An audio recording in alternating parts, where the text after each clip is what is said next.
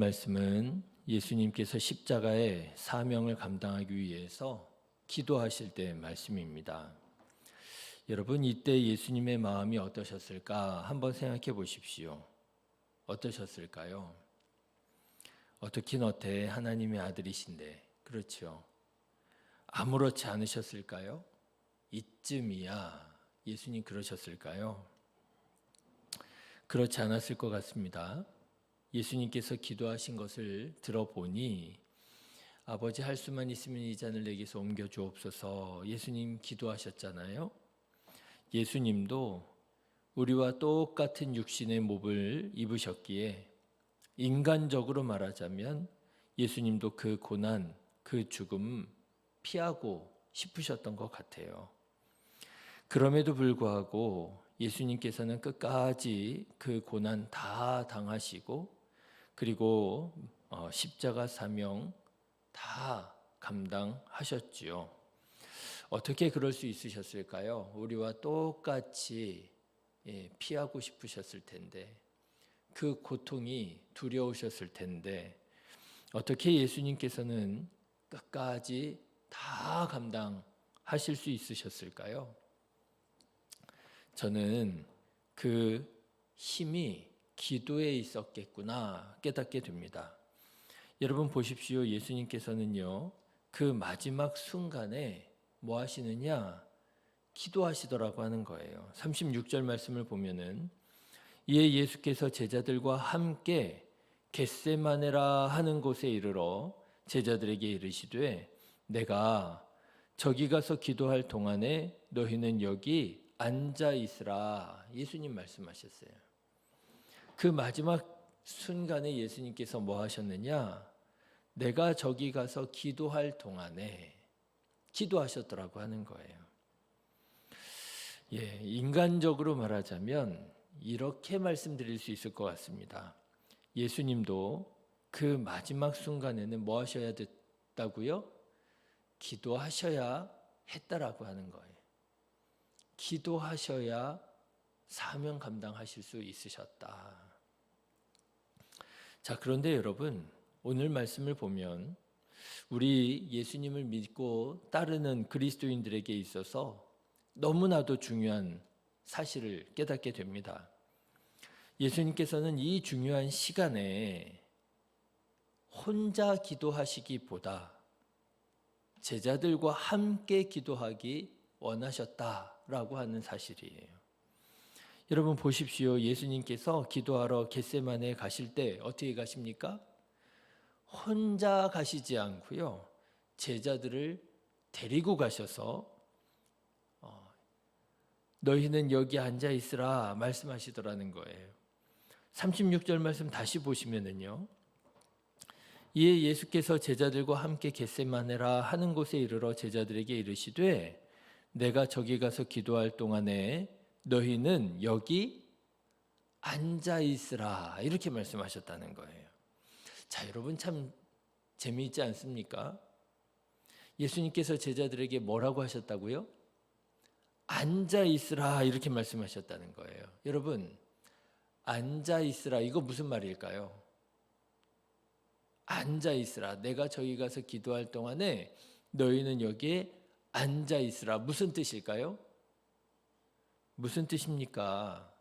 기도하라는 뜻이지요.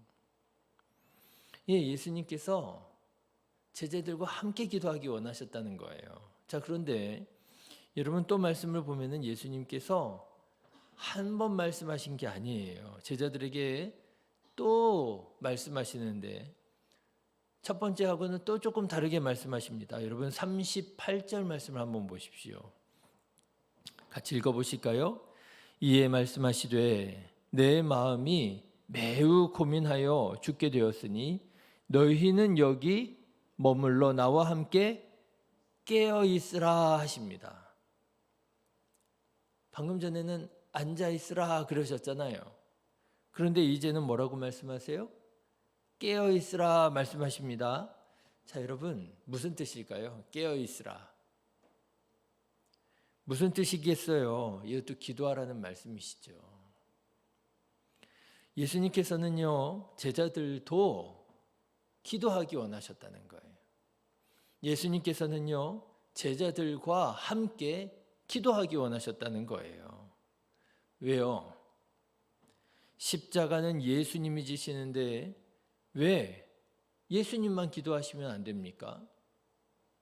제자들이 십자가 지는 거 아니잖아요. 예수님이 십자가 지시는데 왜 제자들도 깨어서 기도해야 된다라고 하는 것입니까? 아니에요. 예수님께서 십자가 사명 감당하실 때에 사실은 제자들도 감당해야 할 십자가 사명이 있었더라고 하는 것이지요. 제자들도 자기 십자가 지고 예수님의 뒤를 따르는 사람들이잖아요. 그래서 여러분, 예수님만 기도하시면 되는 게 아니고요, 제자들도 기도해야만 했던 거예요. 그래야 그 고난의 때에, 그 시험의 때에, 그 무섭고 떨리는 두려운 때에 제자들도 믿음으로 이기고 제자들도 십자가 그 사명 감당할 수 있을 것이라고 하는 것이지요. 그런데 여러분 아시는 것처럼 제자들은요, 자기가 져야 할 십자가가 있음을 깨닫지 못하고 깨어 기도하지 못하고 앉아 기도하지 못하고 계속 졸도라고 하는 거예요. 왜 그렇습니까? 피곤하거든요. 일이 많거든요. 지쳤거든요. 두렵거든요. 여러분, 저에게는 한 가지 조금 특이한 점이 있어요. 저는요, 스트레스를 많이 받으면 잠이 쏟아집니다. 제가 스트레스를 엄청 받잖아요. 그러면 잠이 쏟아져요. 제가 그걸 언제 알았느냐 하면 군대 가서 알았어요. 군대 가기 전까지야 무슨 스트레스가 그렇게 많았겠어요. 그런데 이제 군대를 갔습니다. 그런데 여기는 너무 문화가 제가 살던 문화랑 다른 거예요. 저는요, 어려서 그렇게 컸거든요. 집, 학교, 교회.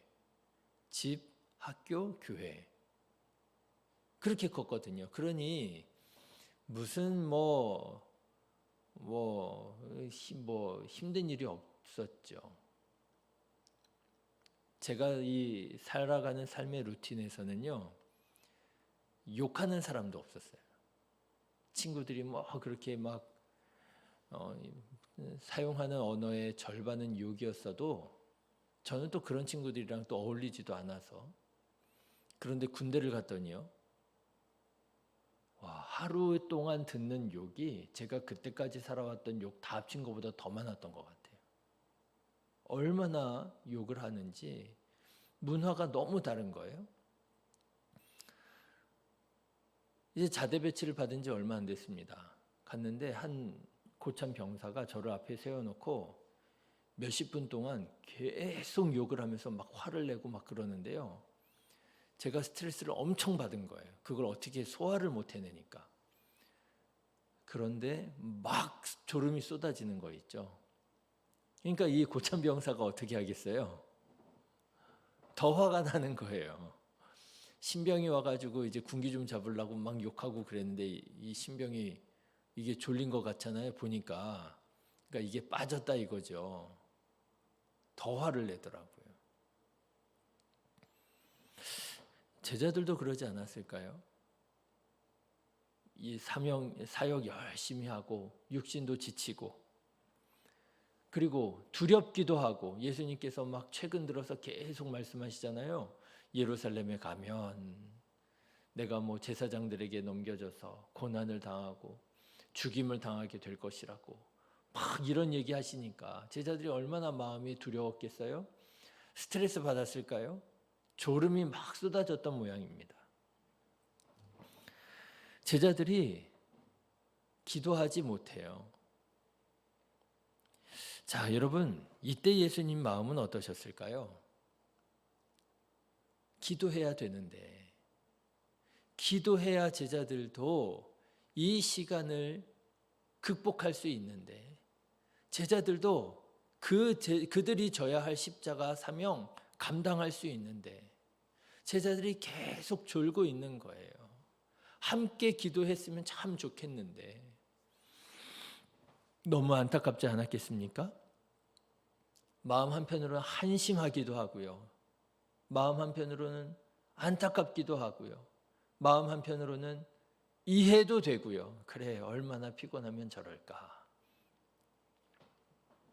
예수님 말씀하시잖아요. 마음으로는 원이로되 육신은 약하도다. 그러니까 마음 한편 이해도 되고요. 그래도 얼마나 마음이 답답하셨을까 싶어요. 수능 시험이 코앞인데 여러분 수능 치르는 자녀가 공부를 하지 않고 그냥 넋놓고 놀고 있고 졸고 있다고 생각해 보세요. 부모 마음이 얼마나 답답하겠습니까? 얼마나 한심스럽고 얼마나 또 답답하겠습니까? 안타깝겠습니까? 예수님의 마음도 그러지 않았을까? 얘들아, 너희가 지금 그러고 있을 때가 아니야. 지금 졸고 있을 때가 아니야. 지금 기도하지 않으면 이 시험을 이길 수 없어. 이 사명을 감당할 수가 없어. 제가 지난 주일에도 좀 그런 말씀 드렸잖아요. 고난당하고 환난당하면 나는 믿음을 지킬 수 있을까 없을까? 몰라요, 아무도.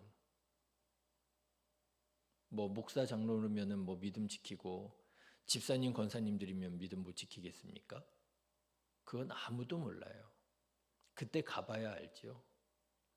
그런데 그래도 대충 짐작할 수 있는 건 있어요. 뭐예요? 평소에 박해가 없고 환난이 없을 때 평소에 기도하는 사람이라면 그래도 그 어려움 당할 때, 고난 당할 때, 박해가 있을 때 그때 끝까지 믿음을 지킬 수 있지 않겠느냐. 그런데 평소에 기도하지 않으면서 나는 믿음으로 나는 예수님 절대 부인하지 않겠다고 교만이지요. 평상시에 공부 하나도 하지 않으면서 걱정하지 말라고 나 수능 100점 맞을 거라고 하는 거랑 똑같은 말인 거죠. 예수님 마음이 얼마나 답답하셨을까 싶습니다. 그래서 오늘 말씀 보시면은요, 예수님께서 제자들에게 또 말씀하시는데 이번에 어떻게 말씀하셔요? 여러분 40절, 41절 두 절의 말씀 한번 다시 읽겠습니다. 시작. 제자들에게 오사 그 자는 것을 보시고 베드로에게 말씀하시되 너희가 나와 함께 한 시간도 이렇게 깨어 기도할 수 없더냐. 시험에 들지 않게 깨어 기도하라. 깨어 기도하라. 이번에는요 정확하게 말씀하십니다. 전에는 뭐라고 말씀하셨어요? 내가 기도할 동안에 너희 여기 앉아 있어라.